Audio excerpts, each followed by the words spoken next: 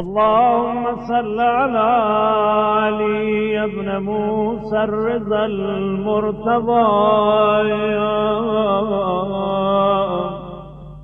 الإمام التقي النبي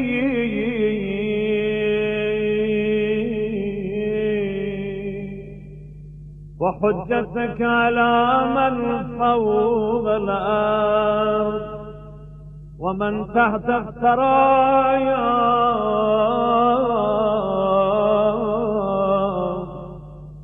الصديق الشهيد صلاة كثيرة تامة ذاكية متواصلة متواترة مترادفة كأفضل ما صليت على أحد من أوليائك. اعوذ باللہ من الشیطان اللعین الرجیم. بسم اللہ الرحمن الرحیم. اللہم صل علی علی بن موسیٰ الرضا المرتضی الامام التقی النقی وحجتک علی من فوق الارض من تحت الثری الصدیق الشہید صلاة کثیرة تامة زاکیة متواصلة متواترة مترادفة کافضل ما صلیت علی احد من اولیائک. حمد و ثنا سپاس و ستائش اس خدائے وحدہ لا شریک کی کہ جس نے انسان کو عقل و خرد جیسی طاقت و توانائی سے نوازا اور اس میں افہام و تفہیم کی صلاحیت ودیت کر کے اسے تمام مخلوقات پر برتری عطا کی. درود و سلام ہو کاروان بشریت کے سربراہ پرچم داران فضیلت و عدالت پر. بالخصوص درود و سلام ہو شہزادی کونین مادر حسنین بنیان گزار کاخ شرافت و حریت آئینہ اصل حقیقت جناب زہرا سلام اللہ علیہ کی ذات پر. درود و سلام ہو میرے مہربان امام میرے رؤوف امام علی ابن موسیٰ الرضا علیہ السلام کی ذات پر. درود و سلام ہو تمام شہدائے اسلام بالخصوص شہدائے کربلا کہ جنہوں نے اپنا پاکیزہ لہو دے کر بنیاد اسلام کو مزید پختہ و مضبوط بنایا. ہم بارگاہ امام رضا علیہ السلام سے ہفتہ وار پروگرام بزم شمس و شموس لے کر آپ تمام ناظرین کی خدمت میں حاضر ہوئے ہیں.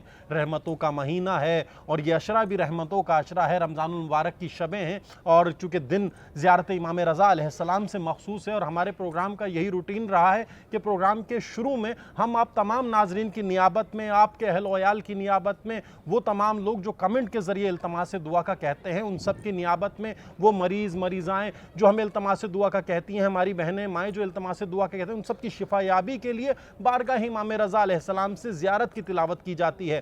ہمارے ساتھ آج پروگرام کا حصہ ہیں آپ تمام ناظرین کی نیابت میں زیارت کی تلاوت کرنے کے لیے کارگل کی سرزمین سے کسی تعارف کے محتاج نہیں ایک بہترین قاری قرآن ہے جناب محسن قراتی صاحب. میں قبلہ سے گزارش کروں گا کہ ہمارے تمام ناظرین کی نیابت میں جن لوگوں نے التماس دعا کا کہا ہے ان سب کی نیابت میں مولا کی بارگاہ سے زیارت کی تلاوت فرمائیں. اعوذ باللہ من الشیطان اللعین الرجیم. بسم اللہ الرحمن الرحیم. السلام علیک یا امین اللہ فی عرضی وحجتہ علی عبادی. السلام علیک یا علی ابن موسیٰ الرضا المرتضی. اشہد انک جاہدت فی اللہ حق جہادی وعملت بکتابہ واتبعت سنن نبیہ صلی اللہ علیہ وآلہ حتی دعاک اللہ الی جواری فقبضك إليه باختياره وألزم أعداءك الحجة مع ما لك من الحجج البالغة على جميع خلقه.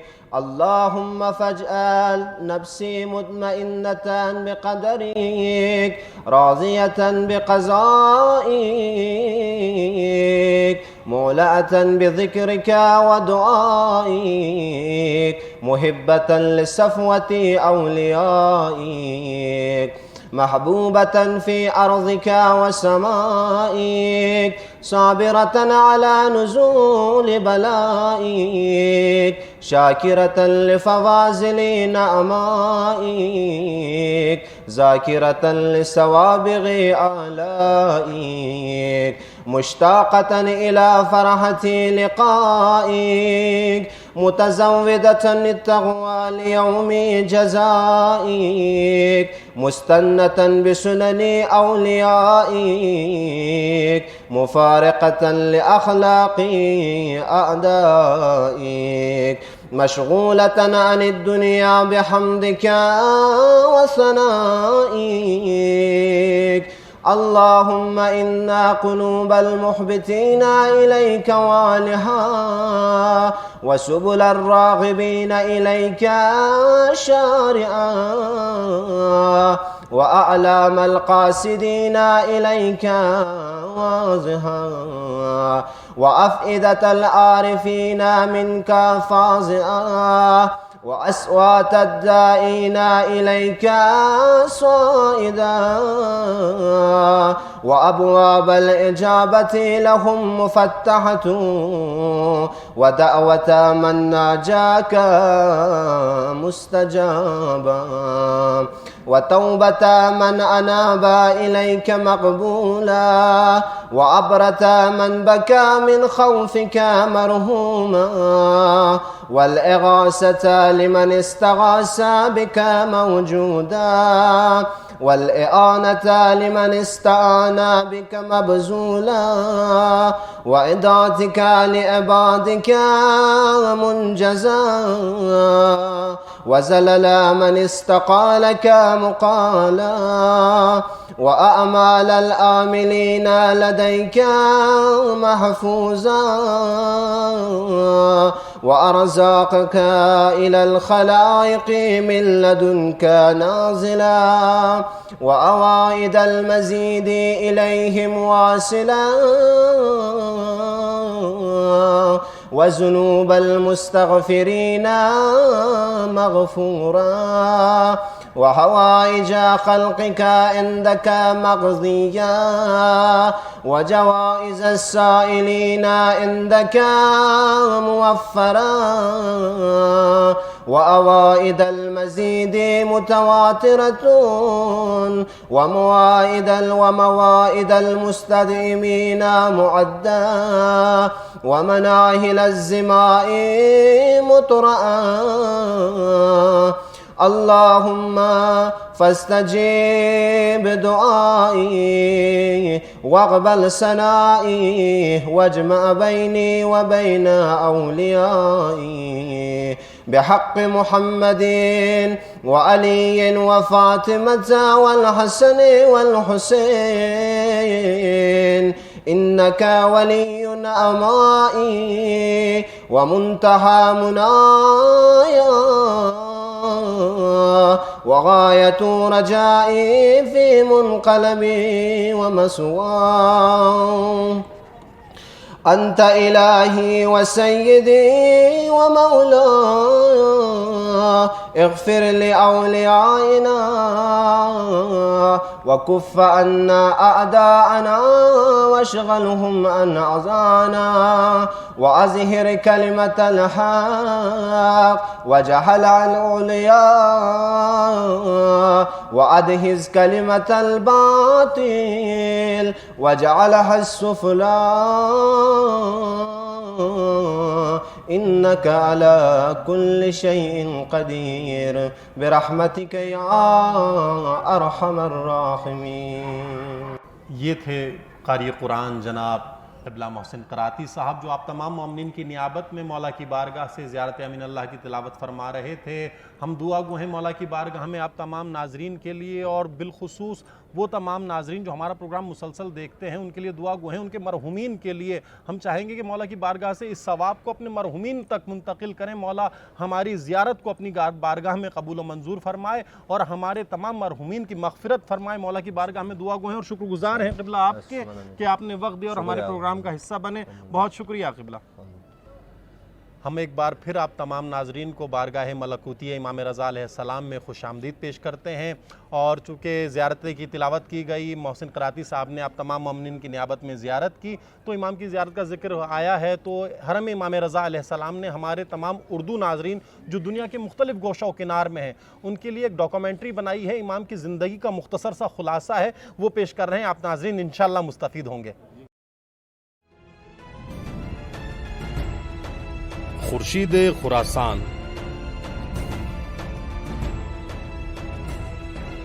کچھ دنوں سے امام موسیٰ بن جعفر علیہ السلام پیغمبر صلی اللہ علیہ وآلہ وسلم کی نسل سے 7ویں نور الہی کی ولادت کے لیے بے قرار تھے، یہاں تک کہ 11 ذیقعد 148 ہجری کو ایک نور نے مدینے کو منور کر دیا اور نجمہ خاتون نے ایک خوبصورت بیٹے کو جنم دیا۔ حضرت موسیٰ بن جعفر علیہ السلام نے اس کا نام علی رکھا کہ جنہیں بعد میں رضا کے لقب سے پکارا جانے لگا اور عالم آل محمد کے نام سے شہرت پائی۔ ہجرت کے 173 سال بعد سفاک حکومت کا اہل بیت علیہ السلام پر دباؤ جاری تھا کہ ہارون رشید کی چالوں سے زندان کی تنہائی میں امام موسیٰ کاظم علیہ السلام کو مسموم کر کے شہید کر دیا گیا۔ ان کے بیٹے علی نے جو اس وقت 35 سال کے تھے شیعوں کی رہبری کی باغ ڈور سنبھالی۔ گزشتہ کئی سالوں سے ائمہ معصومین علیہ السلام نے مہدی موعود کے ظہور اور جہان کے لیے منجی عدالت آخر الزمان عجل اللہ تعالی فرجہ الشریف کی بشارت دی تھی۔ امام کاظم علیہ السلام کی شہادت کے بعد بعض افراد امام کاظم علیہ السلام کو ہی مہدی تصور کرنے لگے اور اعلان کر دیا کہ آپ نے شہادت نہیں پائی اور ابھی تک آپ ان کے امام ہیں۔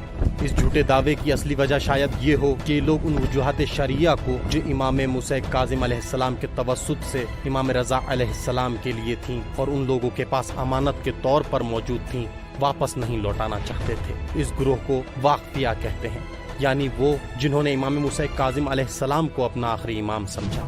سال 198 ہجری میں امین اپنے بھائی مامون سے اقتدار کی جنگ میں کامیاب ہوا اور مسند حکومت پر جا بیٹھا، لیکن یہ ایک قسم کا نیا بحران تھا کیونکہ بغداد جو کہ عباسی حکومت کا مرکز تھا، عباسیوں کے درمیان جو امین کی حکومت کے حامی تھے، مامون کا مقام بہت گر چکا تھا، اور دوسری طرف علویوں کا خوف بھی مامون کی حکومت کے لیے سنگین خطرہ بن چکا تھا، اور یہ بھی ممکن تھا کہ ایرانی بھی اہل بیت علیہ السلام سے بہت زیادہ محبت کی وجہ سے علویوں کی مدد کے لیے اٹھ کھڑے ہوں۔ مامون نے شیعوں کی جانب سے قیام کا مقابلہ کرنے کے بجائے کوشش کی کہ کسی اور تدبیر سے کام لے۔ یہی وجہ تھی کہ اس نے 8ویں امام کو مدینہ سے خراسان بلوانے کا منصوبہ بنایا اور انہیں ولی عہدی قبول کرنے پر مجبور کیا۔ مامون کا امام علیہ السلام کو مرگ کی طرف جلاوطن کرنے کا سب سے اہم ہدف تیز انقلابی شیعوں کی جانب سے ممکنہ قیام کو آرام اور بے خطر سیاسی فعالیت میں ڈھالنا تھا۔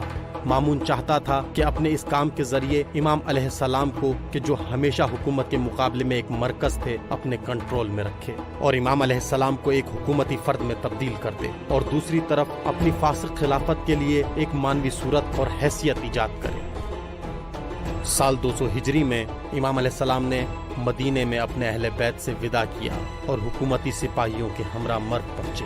امام علیہ السلام کے مرو داخل ہونے کے بعد مامون نے ان کے نام ایک پیغام بھیجا اور اس پیغام میں مدعی ہوا کہ میں خلافت سے کنارہ گیری کرنا چاہتا ہوں اور اس خلافت کو آپ پر چھوڑتا ہوں۔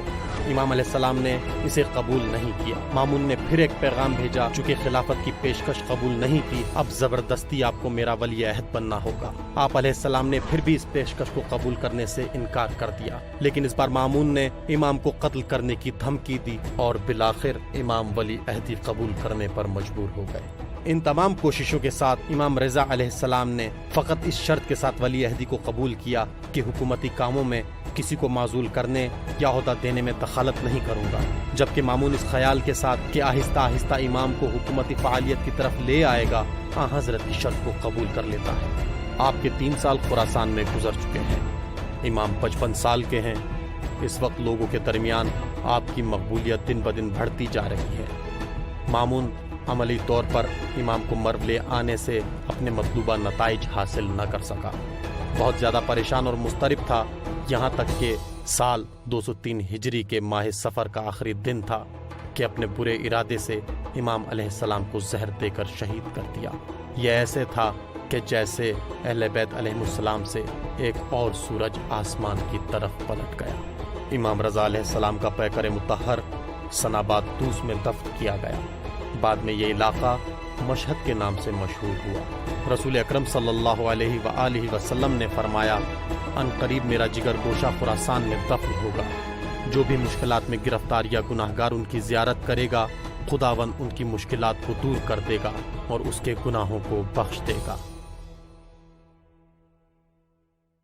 امید ہے آپ تمام ناظرین نے اس ویڈیو کلپ سے استفادہ کیا ہوگا، اور آج ہمارے ساتھ چونکہ رمضان کا مہینہ چل رہا ہے اور اسی عنوان سے گفتگو کرنے کے لیے تشریف فرما ہے، پروگرام کا حصہ ہیں، کسی تعارف کے محتاج نہیں، حجت الاسلام والمسلمین قبلہ غلام رضا رضوی صاحب، قبلہ ہم آپ کو آج کے پروگرام میں خوش آمدید کہتے ہیں، مشکور۔ اور ہم چاہیں گے کہ زیادہ سے زیادہ جو ہے قبلہ آپ سے استفادہ کیا جائے اور ہمارے ناظرین مستفید ہوں، چونکہ یہ راتیں رمضان کی راتیں ہیں، رحمتوں کی راتیں ہیں، رمضان کا مہینہ ہے، تو ہم قبلہ سے زیادہ استفادہ کریں گے۔ قبلہ میں چاہوں گا کہ آپ ہمارے ناظرین کے لیے بیان کریں روزے کی کوئی ایسی فضیلت کہ جس میں باقی عبادتیں شامل نہ ہوں، فقط وہ مرتبہ روزے کو حاصل ہو، اگر بیان کرتے چلیں۔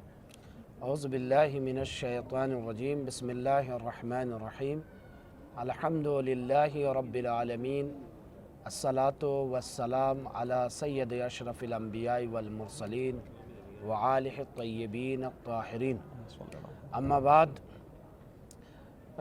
جیسا کہ آپ نے جو سوال پیش کیا کہ ایک ایسی فضیلت روزے کی بے شک کہ جس میں باقی عبادتیں شامل نہ ہوں جی، اور ایک الگ انفرادی فضیلت رکھتا ہو۔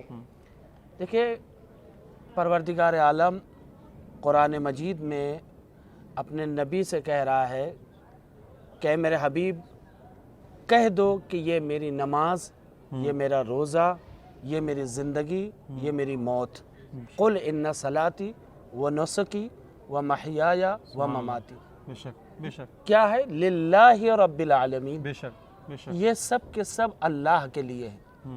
یعنی پروردگار عالم کہہ رہا ہے اے میرے حبیب کہہ دو، تو جتنی بھی عبادتیں ہیں، چاہے وہ نماز ہو، بے شک چاہے وہ حج ہو، خدا کے لیے، چاہے وہ زکوٰۃ ہو، بے شک سب کے سب اگر آپ روایت پڑھیں تو ابن عباس رسول خدا صلی اللہ علیہ وآلہ وسلم سے روایت کرتے ہیں اور فرماتے ہیں کہ سمعت رسول اللہ، میں نے رسول خدا سے سنا، کیا سنا؟ یقول قال عز وجل، کہ اللہ فرماتا ہے کل عمل ابن آدم ہوا لہو، انسان کے جتنے بھی اعمال اور افعال ہیں، جتنی بھی وہ عبادتیں کرتا بے ہے، شک تمام اعمال، وہ سب کے سب اعمال کیا ہے؟ لہو، خود اس کے لیے ہوتے ہیں۔ بالکل ایسا ہی، یعنی یہ نماز خود اس کے لیے، زکوٰۃ اس کے لیے بے ہے، شک ایسا ہی، خمس جو ادا کرتا ہے یہ اس کے اپنے انسان کے لیے، لیے، بالکل انسان کے لیے۔ وَهُوَ لِي وَأَنَا أُجْزِي بِهِ، لیکن ان تمام عبادتوں میں ایک روزہ ایسی عبادت ہے کہ جس کے لیے پروردگار کہہ رہا ہے کہ یہ میرے لیے ہے بے شک بے شک، اور میں ہی اس کی جزا دوں گا۔ کیا کہنا، سبحان اللہ، یعنی اگر آپ دیکھیں تو ساری عبادتیں یوں تو ختم ہوتی ہیں، ساری عبادتوں کی بنا اللہ کے لیے ہوتی ہے، تقرب الہی کے لیے انسان پڑھتا ہے، اس لیے نیت کرتا ہے قربتاً للہ، لیکن روزے میں اس قدر اخلاص پایا جاتا ہے کہ اللہ کہہ رہا ہے کہ یہ خاص طور سے میرے لیے ہے سبحان اللہ، اور میں ہی اس کی جزا دیتا ہوں۔ سبحان اللہ، البتہ ممکن ہے ناظرین کے ذہن میں ایک سوال یہ بھی آئے کہ نماز تو تمام اعمال سے بہتر ہے، بے شک نماز کے بارے میں روایت موجود ہے کہ اگر نماز قبول ہو گئی تو تمام افعال قبول ہو گئے، اگر نماز رد ہو گئی تو سارے اعمال بیکار ہو جائیں گے۔ تو پھر یہ روزہ اس سے افضل کیسے؟ دیکھیں، اعتبار کا فرق ہے۔ ایک اعتبار سے حج تمام عبادتوں سے افضلیت رکھتا ہے، بالکل ایک اعتبار سے نماز تمام افعال اور اعمال پر افضلیت بے رکھتی شک ہے، ایسا ہی، اور اس اعتبار سے یعنی اخلاص کے اعتبار سے روزہ ہر جو ہے عبادت پر افضلیت رکھتا ہے۔ بے شک بے شک، سبحان اللہ سبحان اللہ، بے شک واقعاً قبلہ روزہ تمام اعتبار سے، کیونکہ آپ نے کہا کہ خدا مہمان نوازی کر رہا ہے اپنے بندے کی، اور اپنے بندے کو مہمان بنایا ہوا ہے، اور واقعاً یہ وہ مہینہ ہے کہ جس میں انسان روحانی غذا اور جسمانی غذا دونوں خدا اسے عطا کرتا ہے، کیونکہ میزبان جب بنتا ہے خدا، تو ظاہر سی بات ہے جب کوئی کسی کا میزبان بنتا ہے تو وہ اپنے مہمان کے لیے سب کچھ کرتا ہے، تو خدا نے بھی تمام دروازے کھول دیے ہیں اپنے بندوں کے لیے۔ میں چاہوں گا روزہ اتنی اہمیت کا حامل ہے تو گناہ نہ کرنے کی اتنی تاکید کیوں کی گئی فقط روزے میں؟ ہاں، ماشاءاللہ بہت بہترین سوال آپ نے کیا، اور میں سمجھتا ہوں کہ ماہ مبارک رمضان میں ایک ناظرین کے لیے ایک بہت ہی اہم سوال یہ ہے، اور وہ یہ کہ آپ نے سوال کیا کہ اتنی زیادہ گناہ نہ کرنے پہ اتنی تاکید کیوں ہے؟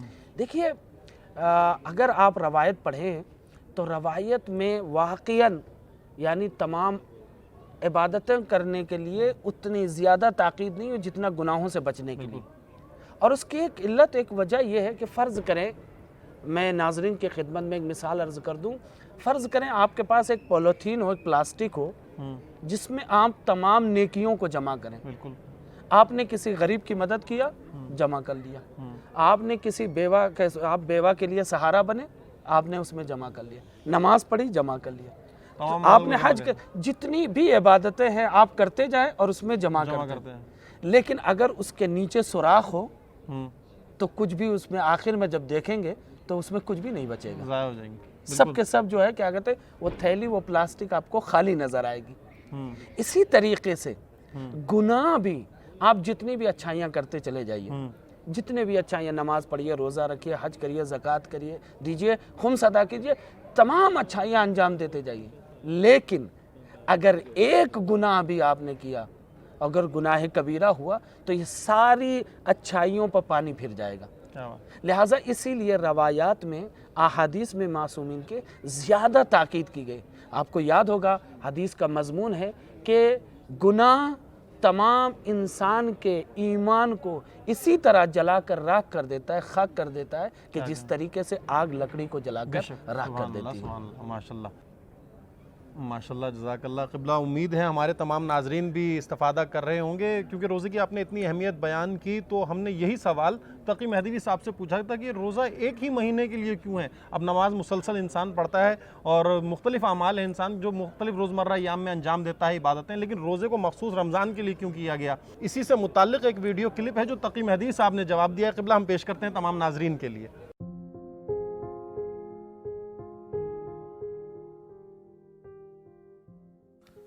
اعوذ باللہ من الشیطان الرجیم، بسم اللہ الرحمن الرحیم.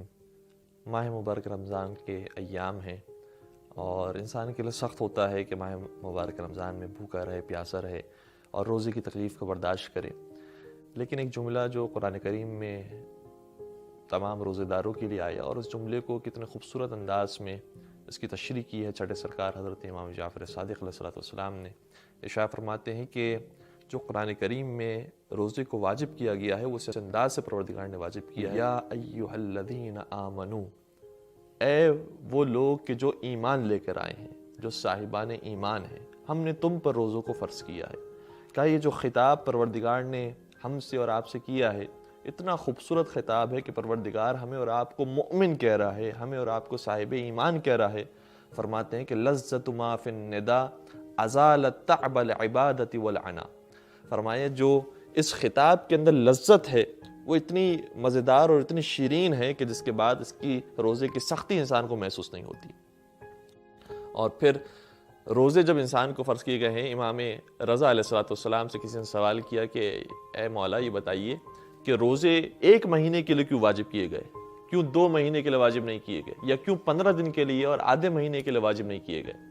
تو امام رضا علیہ السلام نے کیا خوبصورت اس کی وجہ بیان فرمائی کہ پروردگار نے سارے انسانوں کے اندر ان کے تحمل کو، ان کی برداشت کو دیکھا، تو کمزوروں کو بھی دیکھا، صحت مند افراد کو بھی دیکھا، طاقتوروں کو بھی دیکھا، تو سب کے اندر ایک چیز محسوس کی کہ اگر ان کے لیے 1 مہینے کے روزے ہوں تو کسی کو نہ خوشگوار محسوس نہیں ہوگا، ناگوار محسوس نہیں ہوگا اور آسانی سے یہ روزے رکھ سکیں گے. لہٰذا پروردگار نے شریعت کی اکثر عبادتوں کو اور شریعت کو جو واجب کیا ہے وہ متوسط لوگوں کو دیکھتے ہوئے اور غالب اور اکثریت کو دیکھتے ہوئے واجب کیا ہے. نماز پڑھنا انسان کے لیے آسان ہے، چاہے وہ طاقتور ہو چاہے وہ کمزور ہو. اسی طریقے سے روزے کی عبادت ہے، اسی طریقے سے حج کی عبادت ہے اور دوسری عبادتیں ہیں. تو پروردگار نے جو روزے کی عبادت کو واجب کیا ہے اور 30 دن کے روزے رکھے ہیں، یہ کمزور انسان بھی آسانی سے رکھ سکتا ہے اور صحت مند انسان تو آسانی سے رکھ ہی سکتا ہے. ایک خوبصورت واقعہ ہے جو آپ لطیفہ بھی سمجھ سکتے ہیں کہ ناصر الدین شاہ نے ایک خط لکھا، جو بادشاہ تھا ایران کا، اپنے زمانے کے ایک مجتہد کو خط لکھا اور چاہتا تھا کہ اپنی مرضی کا ایک فتویٰ ہمارے کسی مجتہد سے حاصل کرے. مرزا شیرازی اس زمانے میں مجتہد تقلید تھے اور خط میں لکھا کہ اے مرزا شیرازی، دیکھو اگر میں روزہ رکھوں گا تو میرا ذہنی توازن ظاہر سی بات ہے کمزور ہو جائے گا، اور کوئی اگر میرے سامنے کوئی ملزم بنا کر آیا تو ملزم کو ہو سکتا ہے کہ وہ بے خطا ہو اور بے جرم ہو، لیکن میں اسے سزا دے دوں اور وہ بیچارہ بے قصور مارا جائے. لہٰذا اگر میں کھاؤں گا، پیوں گا، صحت مند رہوں گا تو میرا ذہن اچھا کام کرے گا اور میں صحیح طریقے سے حکم اور فیصلہ کر سکوں گا. مرزا شیرازی کے پاس جب یہ خط پہنچا تو کیا خوبصورت جواب مرزا شیرازی نے کہا کہ دیکھو حکم روزہ وہ ہے جو پروردگار کی طرف سے واجب ہوا ہے، تو حکم تو پروردگار کی طرف سے آیا ہے، لہٰذا وہ تبدیل نہیں ہو سکتا۔ ہاں حاکم چونکہ پروردگار کی طرف سے نہیں آیا ہے، لہٰذا وہ تبدیل ہو سکتا ہے۔ تو اگر تم میں یہ صلاحیت نہیں ہے کہ روزہ رکھنے کے بعد تمہارا ذہنی توازن صحیح طریقے سے رہے تو تم تبدیل ہو سکتے ہو، لیکن حکم روزہ تبدیل نہیں ہو سکتا۔ پروردگار سے ہم دعا کرتے ہیں کہ انشاءاللہ ماہ مبارک رمضان کے روزوں کو صحیح طریقے سے انجام دینے کی ہم سب کو توفیق نصیب فرمائے۔ الہی آمین۔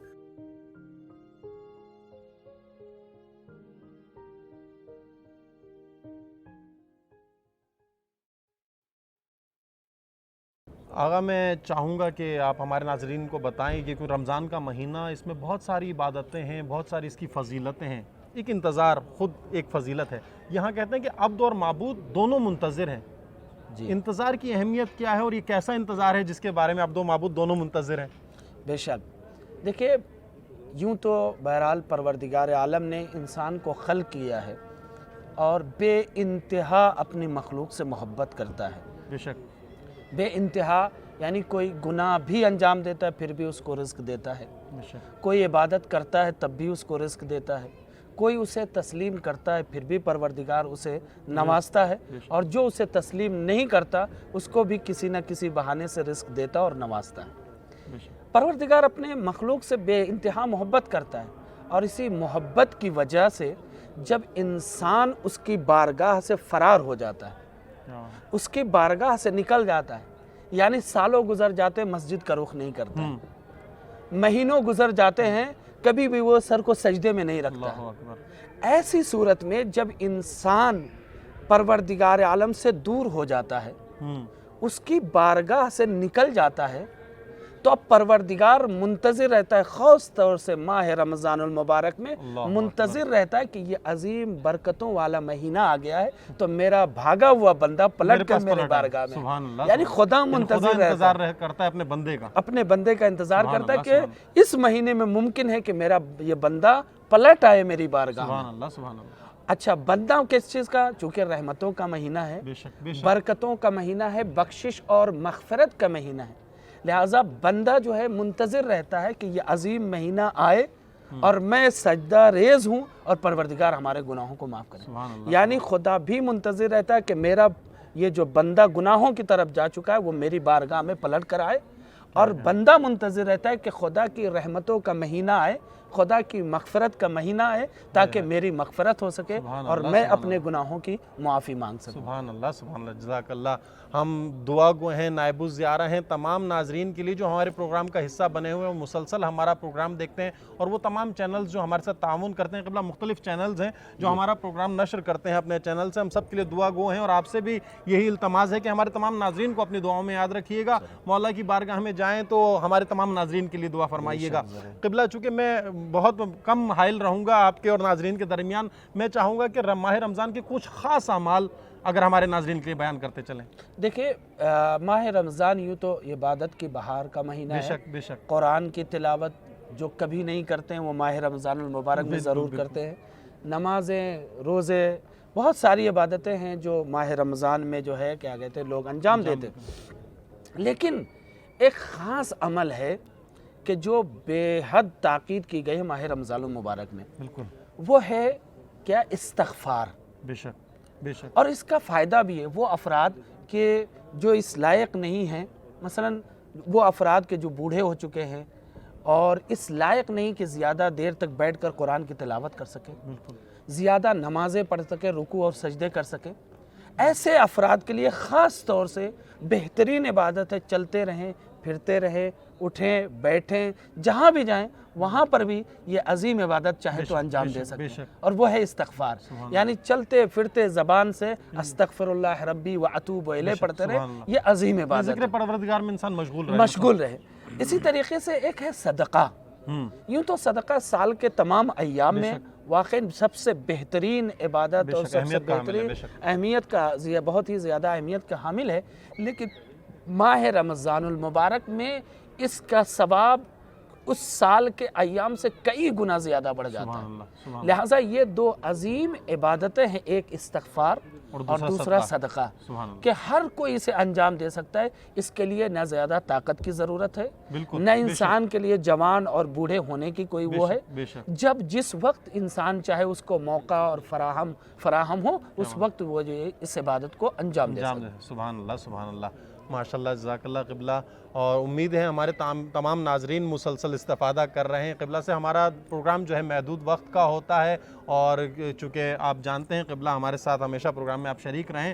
میں چاہوں گا، کیونکہ اختتام پروگرام چل رہا ہے ہمارا، میں چاہوں گا ہمارے تمام ناظرین کے لیے، چونکہ تمام عبادتیں کوئی نہ کوئی اس میں درس پوشیدہ ہے، کوئی سبق پوشیدہ ہے، روزے میں کون سا ایسا درس پوشیدہ ہے ہمارے ناظرین کے لیے بیان کرتے چلیں؟ جی دیکھیے، روزے کے جو درس ہیں وہ واقعاً ہم لوگ دہراتے ہیں، ایک ایسا جملہ جس کے تقریباً ماہ رمضان المبارک میں ہر دن افطار کے وقت دہراتے ہیں، جس میں پورے روزے کا خلاصہ ہوا ہے کہ روزہ ہمیں کیا سبق دیتا ہے، روزے سے ہمیں کیا حاصل کرنا چاہیے۔ اور وہ دعا ہے اللہم لکا سمتو، کیا بات، اے میرے پروردگار میں تیرے لیے روزہ رکھتا ہوں۔ بے شک، یعنی کیا؟ یعنی اخلاص، اخلاص، کیا اللہم لکا سمتو وعلی رزقک افطرتو، اور تیرے دیے ہوئے رزق سے افطار کرتا ہوں۔ یعنی اخلاص کے ساتھ ساتھ رزاقیت پروردگار کا اقرار کرنا، سبحان اللہ، وعلیک توکلتو، توکل پر خدا، اور میں میرے پروردگار میں تیرے اوپر تیری ذات پر توکل کرتا ہوں، بھروسہ کرتا ہوں، یعنی میرا ملجا اور ماوا صرف تو ہے۔ بے شک، اگر اس ایک چھوٹے سے جملے پر جس کی ہم افطار میں تلاوت کرتے ہیں اگر غور کر لیں تو 3 اہم درس ہے روزے کے۔ ایک، اخلاص، عبادتوں میں اخلاص ہونا۔ دوسرے، اللہ کے جس نے ہم کو پیدا کیا ہے اور آج تک رزق دے رہا ہے اس کی رزاقیت کا اقرار کرنا۔ اور تیسرے، پروردگار عالم پر توکل کرنا چاہیے۔ دیکھیں ہمارا جو بھروسہ ہے، اعتماد ہے، جتنا پروردگار عالم پر بڑھتا چلا جائے گا اتنے ہی زیادہ پروردگار عالم ہم کو نوازتا چلا جائے گا۔ دیکھیے جو ہے ہم لوگ ماہ رمضان المبارک میں کوشش یہ کرتے ہیں کہ ہم دوسروں کو افطاری دیں تاکہ یہ ثواب بھی ہمارے نامہ اعمال میں لکھا جائے۔ لیکن اگر آپ دیکھیں سیرت اہل بیت کو، بہت سے ایسے بھی افراد ہیں جو صرف نام و نمود کے لیے یہ کام کرتے ہیں کہ لوگ یہ کہہ سکیں کہ میں بہت پیسے والا ہوں، میں بہت سے لوگوں کو افطاری دیتا ہوں، بہت سے لوگوں کو کھانا کھلاتا ہوں، میرے دسترخوان پہ کروڑوں لاکھوں لوگ بیٹھتے ہیں اور استفادہ کرتے ہیں۔ لیکن اگر آپ سیرت اہل بیت میں اس کو ملاحظہ کریں تو یقین جائیں کہ آپ نے دیکھا ہوگا کہ جب اہل بیت حضرت فاطمہ زہرا سلام اللہ علیہ حسنین 3 دن تک روزہ تھے، اور اس کے بعد کبھی مسکین بن کر کبھی یتیم بن کر لوگ آتے رہے، اور اہل بیت اپنے سامنے جو کچھ ان کے سامنے موجود تھا وہ دیتے رہے اور پانی سے افطار کیا۔ خوب افطار کیا۔ اہل بیت نے یہ جو کام کیا یہ دکھانے کے لیے نہیں کہ ہمارے پاس پڑوس کے جو افراد ہیں وہ جان جائیں کہ ہم نے جو ہے دیا ہے یتیموں کو، مسکینوں کو، ٹھیک ہے، مسافروں کو ہم نے دیا ہے، نہیں، بلکہ انما نطعمکم لوجہ اللہ، سبحان اللہ، سبحان یعنی اہل بیت نے جو کچھ دیا ہے وہ صرف اللہ کی رضا کے لیے، اللہ کی رضا حاصل کرنے کے لیے، اللہ کی خوشنودی کی خاطر۔ تو ہمارے یہاں بھی اگر ہم اس ماہ مبارک رمضان میں کار خیر کریں، کسی یتیم کو کپڑا دے رہے ہیں، کسی کا افطار کروا رہے ہیں، کسی کو کچھ بھی دے رہے ہیں، تو ہمارے ذہن میں خیال دکھانا نہ ہو، ریاکاری نہ ہو، بلکہ ہمارے ذہن میں سیرت اہل بیت ہونا چاہیے کہ جس طرح اہل بیت نے جو کام بھی کیا ہے وہ اللہ کے لیے کیا ہے۔ اس لیے میں بھی اس ماہ رمضان المبارک میں جو فعل بھی انجام دوں گا وہ اللہ کے لیے انجام دوں گا، خالصتاً للہ انجام دوں گا۔ اور جب خالصتاً للہ کوئی کام انجام پائے گا تو یقیناً وہ کام مقبول حق ہوگا، اور پروردگار عالم کی بارگاہ میں وہ کام بہت ہی بڑا شمار ہوگا اور ہمارے نامہ اعمال کی زینت قرار پائے گا۔ بہت شکریہ قبلہ کہ آپ نے وقت دیا اور ہمارے پروگرام کا حصہ بنے۔ ہم شکر گزار ہیں آپ کے، اور انشاءاللہ ہم مزاحم ہوتے رہیں گے، آپ کو دعوت دیتے رہیں گے، اور ہمارے تمام ناظرین بھی انشاءاللہ قبلہ سے استفادہ کریں گے۔ قبلہ بہت شکریہ کہ آپ ہمارے پروگرام کا حصہ بنے، ہم شکر گزار ہیں قبلہ۔ ممنون اور مشکور ہوں میں بھی کہ آپ نے مجھے دعوت دی اور ناظرین نے اس سلسلے سے کچھ استفادہ کیا۔ میں بہت شکر گزار ہوں، اور آپ تمام حضرات کے لیے دعا گو ہوں کہ پروردگار عالم بحق امام رضا علیہ الصلاۃ والسلام آپ کو شاد و خوشحال رکھے۔ یہ تھے حجت الاسلام والمسلمین قبلہ سید غلام رضا رضوی صاحب، جو آپ تمام ناظرین سے مخاطب تھے، اور امید ہے آپ تمام ناظرین نے استفادہ کیا ہوگا۔ یہ مہینہ رحمتوں کا مہینہ ہے، مغفرت کا مہینہ ہے، آتش جہنم سے نجات کا مہینہ ہے، اور ہم پر لازم ہے کہ ہم اس مہینے میں ویسے بنیں جیسا خدا چاہتا ہے، اور واقعاً توکل بر اللہ، خدا پر توکل کرنا، خدا کی ذات سے اپنے ہر عمل کو منسلک کرنا، یہی ہمارے لیے باعث نجات اور معصومین کی خوشنودی کا باعث بنے گا۔ اسی کے ساتھ اپنے میزبان شمس جعفری اور حرم امام رضا علیہ السلام کی اردو ٹیم کو اجازت دیجیے۔ انشاءاللہ اگلے ہفتے ایک نیا پروگرام لے کر آپ تمام ناظرین کی خدمت میں حاضر ہوں گے۔ تب تک کے لیے خدا حافظ۔